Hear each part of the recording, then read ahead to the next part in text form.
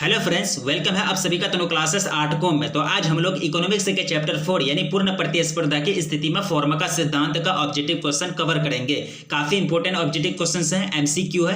अगर आप इस चैप्टर का थ्योरी कंप्लीट नहीं किए हैं तो प्लीज थ्योरी को कंप्लीट कर लें। तो चलिए देखते हैं सबसे पहला क्वेश्चन हमको क्या करा। सबसे पहला क्वेश्चन है कि एक संतुलित बजट किसे कहते हैं, यानी बैलेंस बजट किसको कहा जाता है। जब व्यय और प्राप्तियां बराबर हो, जब व्यय प्राप्तियों से कम हो, या फिर जब व्यय प्राप्तियों से अधिक हो, या फिर इनमें से कोई नहीं। एक तरह से इसका जो राइट आंसर होगा वो होगा ऑप्शन ए, यानी जब व्यय और प्राप्तियां बराबर हो। कहने का मतलब ये हुआ जब आमदनी और खर्च बराबर होता है तो उसको क्या कहते हैं, संतुलित बजट कहा जाता है, बैलेंस बजट कहा जाता है। तो इस तरह से मेरा पहला क्वेश्चन डील हो गया। आगे बढ़ते दूसरा नंबर क्वेश्चन की ओर। क्वेश्चन आपको कह रहा है कि यदि वर्तमान वर्ष की यदि एक तरह से वर्तमान कीमत पर जीडीपी 2000 यानी सकल घरेलू उत्पाद 2000 रुपया है, जबकि आधार वर्ष में सकल घरेलू उत्पाद जीडीपी 1000 रुपया था, तो इस स्थिति में अपस्फीतिक क्या होगा। अपस्फीतिक जो होता है ये परसेंटेज में दर्शाया जाता है। ये एक तरह से न्यूमेरिकल बेस्ड क्वेश्चन है। ये क्वेश्चन आपको पूछा गया क्वेश्चन है, बोर्ड में पूछा गया क्वेश्चन है, जिसके कारण ये रिपीट किया जा रहा है। ठीक है, आपका ऑप्शन है 100% या फिर 150% या फिर 200 या फिर 300%। ठीक है, इसका जो राइट आंसर होगा वो होगा 200%। यानी अपस्फीतिक इसमें जो हो जाएगा टोटल कितना हो जाएगा 200%। अगर वर्तमान वर्ष में जीडीपी 2000 रुपया है और एक तरह से आधारिक वर्ष में जीडीपी कितना रुपया 1000 रुपया था, तो एक तरह से अपस्फीतिक हो जाएगा 200%। आगे बढ़ते हैं। तीसरा नंबर क्वेश्चन आपको पूछ रहा है कि राजकोषीय एवं बजट घाटे को कैसे मापा जाता है। ठीक है, कर राजस्व में वृद्धि द्वारा, या फिर सरकारी व्यय में कटौती करके, या फिर सरकार द्वारा अपव्यय को रोककर, या फिर इनमें से सभी। देखिए इसका जो राइट आंसर होगा ये तीनों होगा, यानी इनमें से सभी। यानी कर राजस्व में वृद्धि करके, सरकारी व्यय में कटौती करके और सरकार द्वारा अपव्यय को रोककर, ये तीनों मेथड लगा करके, ये तीनों तरीका से राजकोषीय बजट और एक तरह से बजट घाटे को, राजकोषीय एवं बजट घाटे को दोनों को मापा जाता है, बैलेंस किया जाता है। अब आगे बढ़ते चौथा नंबर क्वेश्चन की ओर। क्वेश्चन आपको कह रहा है कि निम्नलिखित में से कौन सी राजस्व प्राप्ति नहीं है। ऋणों की वसूली, या फिर विदेशी अनुदान, या फिर सार्वजनिक उपक्रमों की लाभ, या फिर संपत्ति कर। इसमें जो हो जाएगा विदेशी अनुदान, यानी विदेशी में से जितने भी अनुदान दिए जाते हैं, जितने भी एक तरह से दान दिए जाते हैं फॉरेन कंट्री से, जितने भी विदेशी आते हैं बाहर कंट्री से, जितने भी अनुदान प्राप्त होते हैं उसको एक तरह से राजस्व कर में नहीं जोड़ा जाता है, यानी राजस्व में नहीं जोड़ा जाता, इसको ऐड नहीं किया जाता। बाकी ऋणों की वसूली, सार्वजनिक उपक्रमों के लाभ और संपत्ति जो कर होता है, ये तीनों के तीनों एक तरह से राजस्व में जोड़े जाते हैं। अब आगे बढ़ते हैं पांचवा क्वेश्चन की ओर। क्वेश्चन आपको कह रहा है कि सरकार के कर राजस्व के अंतर्गत, यानी सरकार के कर राजस्व के अंतर्गत शामिल है, क्या क्या शामिल है। आयकर, निगम कर, सीमा शुल्क, या फिर इनमें से सभी। तो इनमें से सभी शामिल है, आयकर भी शामिल है, निगम कर भी शामिल है और सीमा शुल्क है। तो इस तरह से राइट आंसर क्या हो जाएगा, यानी इनमें से सभी। ऑप्शन डी इसका राइट आंसर हो जाता है 5 नंबर क्वेश्चन का। अब आगे बढ़ते हैं छठा नंबर क्वेश्चन की ओर। जितने भी क्वेश्चन हम कवर कर रहे हैं सारे के सारे इंपॉर्टेंट क्वेश्चन है। अगर आप इस चैप्टर से जितने भी क्वेश्चन कवर करेंगे ऑब्जेक्टिव क्वेश्चन, ये इंपॉर्टेंट क्वेश्चन है, सेलेक्टेड क्वेश्चन है। पहले ही आपको दिखा दिया गया है कि यहाँ जो है सेलेक्टेड इंपॉर्टेंट क्वेश्चन है इकोनॉमिक्स का चैप्टर 4 का पूर्ण प्रतिस्पर्धा की स्थिति में फॉर्म का सिद्धांत। तो चलिए हम छठा क्वेश्चन डील करेंगे। क्वेश्चन आपको कह रहा है कि सरकार जो होता है बजट के माध्यम से निम्नलिखित में किन उद्देश्यों को पूरा करने के प्रयास करती है। यानी बजट जो होता है कुछ ना कुछ एक तरह से उद्देश्य तो होता होगा ना, यानी किन उद्देश्यों को पूरा करने के लिए ये सब करती है बजट। एक तरह से बजट के माध्यम से ये जो भी मकसद होते हैं सरकार का वो क्या है। ठीक है, आर्थिक विकास को प्रोत्साहन, या फिर संतुलित क्षेत्रीय विकास, या फिर आय एवं संपत्ति का पुनर्वितरण। ठीक है, तो इसका राइट आंसर हो जाएगा इनमें से सभी, यानी तीनों। यानी इसका जो एक तरह से मुख्य मकसद होता है आर्थिक विकास को प्रोत्साहन, यानी एक तरह से आर्थिक विकास को प्रोत्साहन मतलब ये हुआ कि आर्थिक विकास जो देश में जो हो रहा है उसको एक तरह से बल देना, उसको एक तरह से मोटिवेशन करना, यानी एक तरह से हर एक क्षेत्र में जीडीपी के माध्यम से उसको सहायता देना। संतुलित क्षेत्रीय विकास करना, कहने का मतलब ये हुआ कि एक तरह से ना गरीब एक तरह से ज्यादा गरीब रहे, ना अमीर ज्यादा गरीब रहे, एक तरह से बैलेंस बना करके चले, कोई भूखा न मरे, सब एक तरह से बराबर हो। ये एक तरह से मेन उद्देश्य होता है जीडीपी के अंतर्गत किसी भी सरकार का, यानी सरकार बजट के अंतर्गत। आय एवं संपत्ति का पुनर्वितरण, एक तरह से आय एवं संपत्ति का पुनर्वितरण ये भी एक तरह से मेन उद्देश्य है, मुख्य उद्देश्य है सरकार बजट, यानी सरकार का बजट का ये भी एक तरह से मेन एक तरह से उद्देश्य है, मूल है। ठीक है, इस तरह से छठा क्वेश्चन मेरा डील हो गया। आगे बढ़ते हैं सातवां क्वेश्चन की ओर। क्वेश्चन आपको कह रहा है कि बजट संघटक निम्नलिखित में कौन है। बजट संघटक यानी बजट फैक्टर भी इसको कह सकते हैं। ठीक है, बजट प्राप्तियां, या फिर बजट व्यय, या फिर ए और बी दोनों, या फिर इनमें से कोई नहीं। तो इसका राइट आंसर हो जाएगा सातवां नंबर क्वेश्चन का ए और बी दोनों होगा, यानी बजट प्राप्तियां और बजट व्यय ये दोनों क्या है, बजट के संघटक है। ठीक है, एक तरह से बजट यानी फैक्टर ऑफ बजट दोनों के एक तरह से दोनों जो है बजट के संघटक है। तो इस तरह से आपका राइट आंसर हो जाता है सी, यानी ए और बी दोनों। अब आगे बढ़ते हैं आठवां क्वेश्चन की ओर। क्वेश्चन काफी सिंपल क्वेश्चन है, इंपॉर्टेंट क्वेश्चन है। जितने सिंपल क्वेश्चन है तो आपको एक तरह से आंसर इसका आना चाहिए कि इसका राइट आंसर क्या होगा। और क्वेश्चन है आपका कि सरकार के कर राजस्व के अंतर्गत निम्नलिखित में कौन शामिल नहीं है। आयकर, निगम कर, या फिर एक तरह से सीमा शुल्क या फिर इनमें से कोई नहीं। कौन शामिल है, सॉरी इसमें से जो होता है कौन शामिल है, यानी सरकार के जो राजस्व होते हैं इनमें से कौन शामिल है, इनमें से तीनों शामिल है, आयकर भी शामिल है, निगम कर भी शामिल है, सीमा शुल्क भी शामिल है। तो एक इस तरह से राइट आंसर क्या हो जाएगा, यानी इनमें से सभी। अब आगे बढ़ते हैं 9वां नंबर क्वेश्चन की ओर। क्वेश्चन आपको कह रहा है कि प्रत्यक्ष कर के अंतर्गत, यानी डायरेक्ट जो एक तरह से टैक्स लिया जाता है, डायरेक्टली टैक्स होता है, इनडायरेक्टली टैक्स होता है, ठीक है। डायरेक्टली टैक्स जो एक तरह से धनी व्यक्ति होते हैं, जो एक तरह से बड़ा बड़ा कंपनी के जो मालिक होते हैं, वो लोग डायरेक्टली पे करते हैं, डायरेक्ट सरकार की तरफ से उन लोग के पास टीम आती है और वो लोग एक तरह से टैक्स देते हैं, एक तरह से अपना जो कंपनी का टैक्स बनता है वो देते हैं, या फिर खाते के माध्यम से डायरेक्टली दे देते हैं। लेकिन हम लोग जो कैसे एक तरह से टैक्स कैसे देते हैं सरकार को, हम लोग के पास तो कोई टीम नहीं आती है, तो हम लोग जो देते हैं इनडायरेक्टली टैक्स देते हैं, यानी अप्रत्यक्ष कर देते हैं। यानी हम लोग जितने भी वस्तु खरीदते हैं, जितने भी सामान अपने डेली लाइफ में यूज करने के लिए खरीदते हैं, तो वो जो पैसा देते हैं उनमें से कुछ पैसा, कुछ परसेंटेज टैक्स में चला जाता है। यानी एक तरह से हम जो एक तरह से पैसा देते हैं तो उनमें से वो पैसा एक तरह से कुछ परसेंटेज जो होता है वो टैक्स में चला जाता है। अगर आप कोई वस्तु को खरीद लेंगे, कोई एक तरह से कोई भी वस्तु को खरीदेंगे, तो उसमें लिखा हुआ रहेगा सभी कर सहित, यानी इंक्लूसिव ऑफ ऑल टैक्सेस, यानी इंक्लूसिव ऑफ ऑल टैक्सेस का मतलब होता है कि इसमें सभी कर को सम्मिलित कर लिया गया है, तब उसके एक तरह से जोड़ जाड़ करके आपसे इस चीज का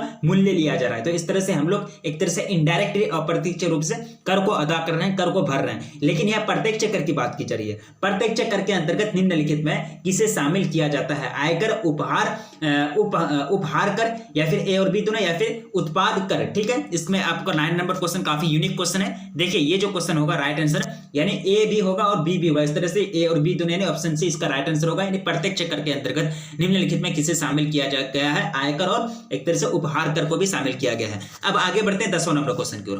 क्वेश्चन आपको कह रहा है कि अप्रत्यक्ष कर के अंतर्गत निम्नलिखित में किसे शामिल किया जाता है। अप्रत्यक्ष कर तो अभी हम जस्ट मैंने समझा दिया, हम लोग क्या करते हैं, हम लोग एक तरह से जो मिडिल फैमिली के लोग हैं वो एक तरह से अप्रत्यक्ष कर यानी इनडायरेक्टली कर हम लोग पे करते हैं, ठीक है।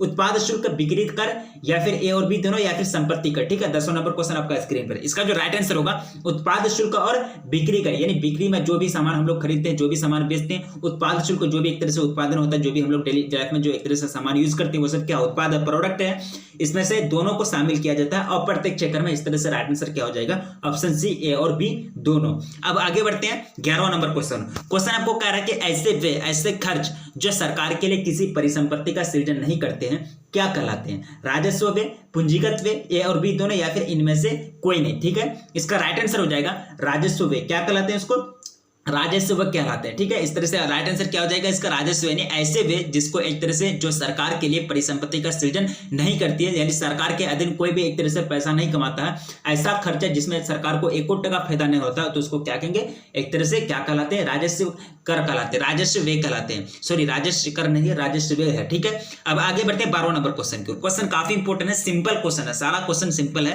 क्वेश्चन आपको कह रहा है कि प्रत्यक्ष कर यानी डायरेक्ट टैक्स जो होता है, प्रत्यक्ष कर क्या है, आयकर, उपहार, ए और बी दोनों, या फिर इनमें से कोई नहीं। 12वां नंबर क्वेश्चन आपका सिंपल क्वेश्चन है। इसका जो राइट आंसर होगा आयकर और उपहार दोनों जो है, उपहार कर और आयकर जो है दोनों डायरेक्टली यानी डायरेक्ट एक टैक्स है, यानी एक तरह से प्रत्यक्ष कर।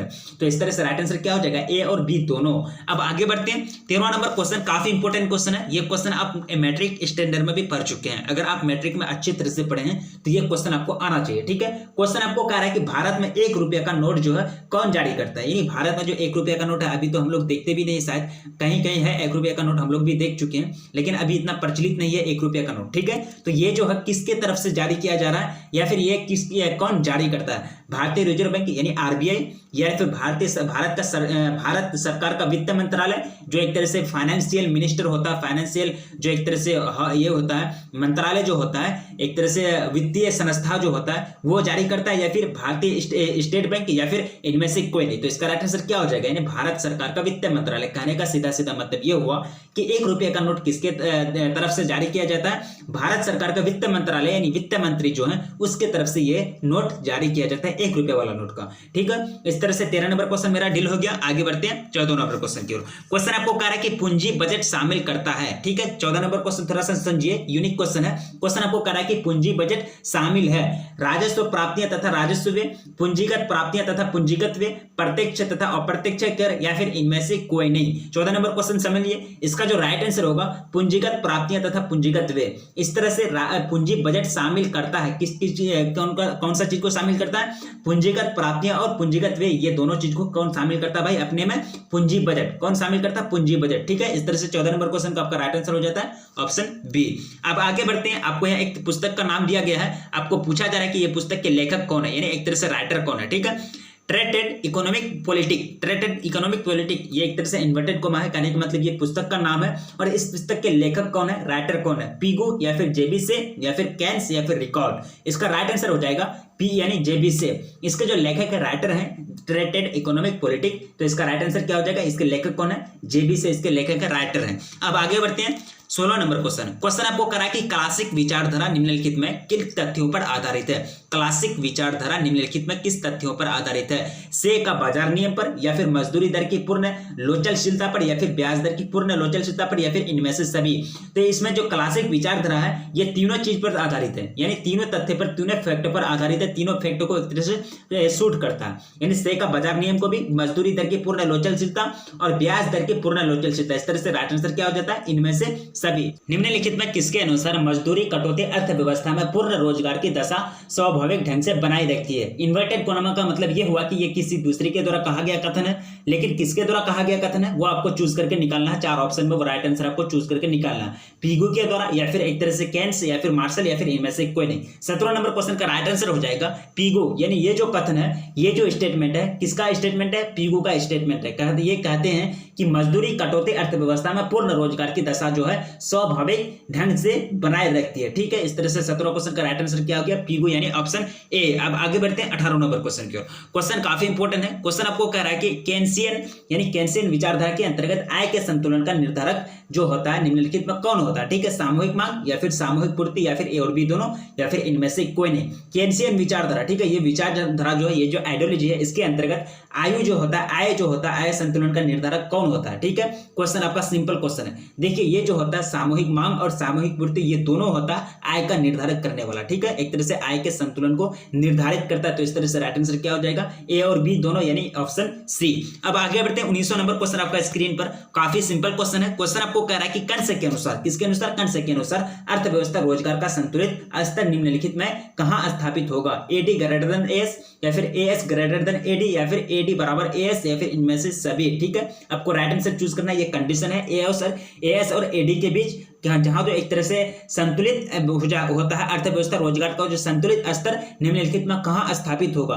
कंडीशन आपको जो कंडीशन फिट है वो आपको चूज करके निकालना 19 नंबर क्वेश्चन को। देखिए, ये जो राइट आंसर होगा ए और डी, ये एडी और एस, ये अगर आपस में बराबर हो जाएगा तो अर्थव्यवस्था में रोजगार का संतुलित एक तरह से स्थापित हो जाएगा। अर्थव्यवस्था रोजगार का जो संतुलित स्तर है वो क्या हो जाएगा? स्थापित हो जाएगा, लोकेटेड हो जाएगा। ठीक है, यानी ए और डी, एडी और एस आपस में क्या होना चाहिए? इक्वल होना चाहिए, बराबर होना चाहिए। अब आगे बढ़ते 20वां नंबर क्वेश्चन की ओर। क्वेश्चन आपको कह रहा है कि केंसियन विचारधारा पढ़े हम लोग, अभी जस्ट एक ऑब्जेक्टिव में यहां कह रहा है कि केंसियन बचत निवेश दृष्टिकोण के अनुसार आय रोजगार संतुलन निर्धारण निम्नलिखित में किस बिंदु पर होगा? ये जो आपका कंडीशन है एस ग्रेटर देन आई, या फिर आई ग्रेटर देन एस, या फिर आई बराबर एस, आपको इनमें से कोई नहीं, या फिर राइट आंसर जो है वो आपको चूज करके निकालना। ठीक है, 20वां नंबर क्वेश्चन, इसका जो राइट आंसर होगा आई बराबर एस, यानी क्या हो जाएगा? आई बराबर एस होगा। तो एक तरह से केंसियन बजट जो है निवेश दृष्टिकोण के अनुसार आय रोजगार संतुलन निर्धारण निम्नलिखित में किस बिंदु पर होगा? यानी आय रोजगार संतुलन का जो निर्धारण होगा किस बिंदु पर होगा? आई और एस जब आपस में क्या हो जाएगा? इक्वल हो जाएगा, बराबर हो जाएगा। अब आगे बढ़ते हैं 21वां नंबर क्वेश्चन को। क्वेश्चन आपको कह रहा है कि आय एवं उत्पादन के संतुलन स्तर पर सामाजिक मांग में वृद्धि होने पर निम्नलिखित में किसमें वृद्धि होती है? ठीक है, रोजगार, उत्पादन, आय, या फिर इनमें से सभी। तो किसमें वृद्धि होगी? सिंपल सी बात है, चारों तीनों में वृद्धि होगी। रोजगार में भी, उत्पादन में भी, आय में भी एक तरह से वृद्धि होगी। तो इस तरह से राइट आंसर क्या हो जाएगा? इनमें से सभी। अब आगे बढ़ते हैं 22वां क्वेश्चन की ओर। काफी इंपॉर्टेंट क्वेश्चन है। क्वेश्चन आपको कह रहा है कि कैंसन का जो रोजगार सिद्धांत निम्नलिखित में से किस पर निर्भर है? प्रभावपूर्ण मांग, पूर्ति, उत्पादन क्षमता, या फिर इनमें से कोई नहीं। ठीक है, कैंसन का रोजगार का जो सिद्धांत दिया गया है वो किस पर निर्भर है, किस पर डिपेंडेंट है? ठीक है, इसका जो राइट आंसर होगा प्रभावपूर्ण मांग, यानी एक तरह से जो इसका सिद्धांत है कैंसन का रोजगार का सिद्धांत किस पर निर्भर है? प्रभावपूर्ण मांग पर निर्भर है। अब आगे बढ़ते हैं 23वां नंबर क्वेश्चन की ओर। क्वेश्चन आपको कह रहा है कि केंस के सिद्धांत का संबंध किससे है? प्रभावपूर्ण मांग प्रवृत्ति से, या फिर उपभोग प्रवृत्ति प्रवृत्ति से या फिर बचत प्रवृत्ति से या फिर इनमें से सभी। राइट आंसर आपको चूज करके निकालना है। इसका जो राइट आंसर होगा यह भी इनमें से सभी, यानी प्रभावपूर्ण मांग प्रवृत्ति, उपभोग प्रवृत्ति और बचत प्रवृत्ति, ये तीनों से संबंधित है। कौन, किसका सिद्धांत? केन्स का सिद्धांत। अब आगे बढ़ते हैं 24वां नंबर क्वेश्चन की ओर। क्वेश्चन आपको कह रहा है कि कौन अर्थशास्त्र में आय, रोजगार एवं उत्पादन में अंतर नहीं होता? समष्टि अर्थशास्त्र में, व्यष्टि अर्थशास्त्र में, पूंजीवादी अर्थशास्त्र में, इनमें से कोई नहीं। ठीक है, आपको राइट आंसर चूज करना है। 24वां नंबर क्वेश्चन आपका स्क्रीन पर ऑप्शन के साथ। ठीक है, इसका जो राइट आंसर होगा वो होगा समष्टि अर्थशास्त्र। कौन होगा? समष्टि अर्थशास्त्र। ठीक है, ये समष्टि अर्थशास्त्र क्या होता है, व्यष्टि अर्थशास्त्र क्या होता है, पूरा एक्सप्लेन के साथ थ्योरी में बताया गया है। ठीक है, हम लोग दो पार्ट पढ़ रहे हैं अभी, समष्टि अर्थशास्त्र और व्यष्टि अर्थशास्त्र। तो इस तरह से राइट आंसर क्या हो जाएगा 24 नंबर क्वेश्चन का ऑप्शन ए। अब आगे बढ़ते हैं 25वां नंबर क्वेश्चन। क्वेश्चन आपको कह रहा है कि किसके अनुसार रोजगार सिद्धांत को समूह मांग सिद्धांत भी कहा जाता है? किसके अनुसार? ये जो बात है ये किसके अनुसार है? ये किसका कहा गया कथन है? पीगू का, केन्स का, मार्शल का या फिर इनमें से कोई नहीं। 25वां नंबर क्वेश्चन आपका स्क्रीन पर देखिए। इसका जो राइट आंसर होगा वो होगा केन्स। यानी केन्स साहब कहते हैं कि रोजगार जो है सिद्धांत, रोजगार सिद्धांत को समूह मांग सिद्धांत भी कहा जाता है। रोजगार सिद्धांत बराबर समूह मांग सिद्धांत, किसके अनुसार? केन्स के अनुसार। अब आगे बढ़ते हैं 26वां क्वेश्चन आपका स्क्रीन पर। काफी सिंपल क्वेश्चन है, ये बार बार एक तरह से रिपीटेड किया गया क्वेश्चन है। मैट्रिक स्टैंडर्ड में भी यह पूछा गया क्वेश्चन है, क्योंकि ये जो है ये बात मैट्रिक स्टैंडर्ड में ही आप लोगों को बता दिया गया है। भारत का वित्तीय वर्ष है 1 अप्रैल से 31 मार्च, 1 जनवरी से 31 दिसंबर, 30 अक्टूबर से 1 सितंबर या फिर इनमें से कोई नहीं। तो बच्चा जानता होगा इसका जो राइट आंसर क्या होगा, 1 अप्रैल से 31 मार्च भारत का क्या है, फाइनेंशियल ईयर, यानी एक तरह से वित्तीय वर्ष है। ठीक है, अब आगे बढ़ते हैं 27वां क्वेश्चन आपको पूछ रहा है कि एक वित्तीय वर्ष में सरकार को सभी साधनों से प्राप्त होने वाली अनुमानित मौद्रिक नीति क्या कहलाती है? बजट प्राप्तियां, पूंजीगत प्राप्तियां, राजस्व प्राप्तियां या फिर इनमें से सभी। ठीक है, इनमें से कोई नहीं। राइट आंसर आपको चूज करके निकालना है। 27वां क्वेश्चन काफी इंपॉर्टेंट है। क्वेश्चन को जो राइट आंसर होगा 27वां क्वेश्चन को वो आपको चूज करके निकालना है। देखिए, इसका जो राइट आंसर होगा वो होगा बजट प्राप्तियां, यानी एक तरह से अनुमानित एक वित्तीय वर्ष में सरकार को सभी साधनों से अनुमानित जो एक तरह से मौद्रिक नीति जो कहलाती है उसको क्या कहलाती है? बजट प्राप्तियां कहलाती है। अब आगे बढ़ते हैं 28वां नंबर क्वेश्चन की ओर। क्वेश्चन आपको कह रहा है कि राजस्व प्राप्तियों के घटक हैं, यानी फैक्टर कौन कौन से? कर प्राप्तियां, गैर कर प्राप्तियां, ए और बी दोनों या फिर इनमें से कोई नहीं। राजस्व प्राप्तियों का जो घटक है, जो मेन फैक्टर है, वही आपको पूछा जा रहा है। तो इस तरह से राइट आंसर क्या हो जाएगा? कर प्राप्ति और गैर कर प्राप्ति, ये दोनों क्या है? राजस्व प्राप्ति के क्या है? घटक है। तो इस तरह से राइट आंसर ऑप्शन सी, ए और बी दोनों। अब आगे बढ़ते हैं 29वां क्वेश्चन। क्वेश्चन आपको पूछ रहा है कि कर प्राप्तियों में शामिल की जा सकती है या फिर कर प्राप्तियों में शामिल की जाती है आयकर को, संपत्ति कर को या फिर उत्पाद कर को या फिर इनमें से सभी। कर प्राप्ति में किसको सम्मिलित किया जाता है? 29वां नंबर काफी सिंपल क्वेश्चन है। इसमें जो सम्मिलित किया जाता है ये तीनों को, आयकर, संपत्ति कर, उत्पाद कर। इस तरह से राइट आंसर क्या हो जाता है? इनमें से सभी। अब आगे बढ़ते हैं 30वां नंबर क्वेश्चन की ओर। क्वेश्चन आपको कह रहा है कि गैर कर प्राप्तियों में किसे शामिल किया जाता है? फीस, लाइसेंस एवं परमिट, जब्त संपत्ति या फिर दंड एवं जुर्माना या फिर इनमें से सभी। गैर कर प्राप्ति, गैर का मतलब समझिए, गैर ये वर्ड में थोड़ा सा फोकस कीजिए। 29वां नंबर क्वेश्चन आपको यही कह रहा है। ठीक है, इसका राइट आंसर जो होगा इनमें से सभी, यानी एक तरह से फीस, लाइसेंस एवं परमिट, जब्त संपत्ति और दंड एवं जुर्माना जो है ये सारे के सारे किसमें एक तरह से प्राप्ति किए जाते हैं? गैर कर प्राप्तियों में शामिल किए जाते हैं ये तीनों चीज को। इस तरह से राइट आंसर इनमें से सभी। अब आगे बढ़ते हैं 31वां क्वेश्चन। क्वेश्चन आपको कह रहा है कि बजट प्राप्तियों के संगठन निम्नलिखित में कौन है? राजस्व प्राप्तियां, पूंजीगत प्राप्तियां, दोनों ए और बी दोनों या फिर इनमें से कोई नहीं। बजट प्राप्तियों के संगठन निम्नलिखित में से कौन है? 31वां क्वेश्चन काफी सिंपल क्वेश्चन है। इसका जो राइट आंसर हो जाएगा ए और बी दोनों, यानी एक तरह से राजस्व प्राप्तियां और पूंजीगत प्राप्तियां ये दोनों क्या है? बजट प्राप्तियों के संगठन में एक तरह से सम्मिलित है। ठीक है, अब आगे बढ़ते हैं 32वां क्वेश्चन। क्वेश्चन आपको कह रहा है कि निम्न में से कौन राजकोषीय घाटे से होने वाला खतरा है? या फिर आपका ऑप्शन है असफीती या फिर राइट जो आंसर आपको चूज करके निकालना है। ऑप्शन आपका है असफीतीकारी दबाव या फिर सफीतीकारी दबाव या फिर ए और बी दोनों या फिर इनमें से कोई नहीं। ठीक है, आपको राइट आंसर चूज करके निकालना है। 32वां नंबर क्वेश्चन आपका स्क्रीन पर देखिए। इसका जो राइट आंसर होगा सफीतीकारी दबाव जो है एक तरह से खतरा है, एक तरह से डेंजरस है। किसके लिए? राजकोषीय घाटे के लिए। ठीक है, यानी राजकोषीय घाटे से होने वाला क्या है? एक तरह से खतरा है, सफीतीकारी दबाव। अब आगे बढ़ते 33वां नंबर क्वेश्चन की ओर। क्वेश्चन आपको कह रहा है कि निवेश गुणक क्या करा कि निवेश गुणक सिद्धांत की अवधारणा किसने दी? किन्स ने, कहानी ने, हैंसन ने या फिर मार्शल ने? ठीक है, आपको राइट आंसर चूज करना है। 33वां नंबर काफी सिंपल क्वेश्चन है। इसका जो राइट आंसर होगा वो होगा किन्स। यानी किन से क्या दिए, किन से जो दिए, निवेश गुणक के सिद्धांत को एक तरह से अवधारणा दी। अब आगे बढ़ते हैं। ये क्वेश्चन आपको कह रहा है कि अतिरिक्त मांग जो है एक तरह से अतिरिक्त मांग हो गया, अतिरिक्त मांग उत्पन्न होने के कारण कौन से कारण, यानी होने के कारण है, यानी एक तरह से कौन से कारण है ये जो अतिरिक्त मांग जो उत्पन्न होता है होने के कौन से कारण है, सार्वजनिक व्यय में वृद्धि या फिर मुद्रा की पूर्ति में वृद्धि या फिर करों में कमी या फिर उपयुक्त सभी।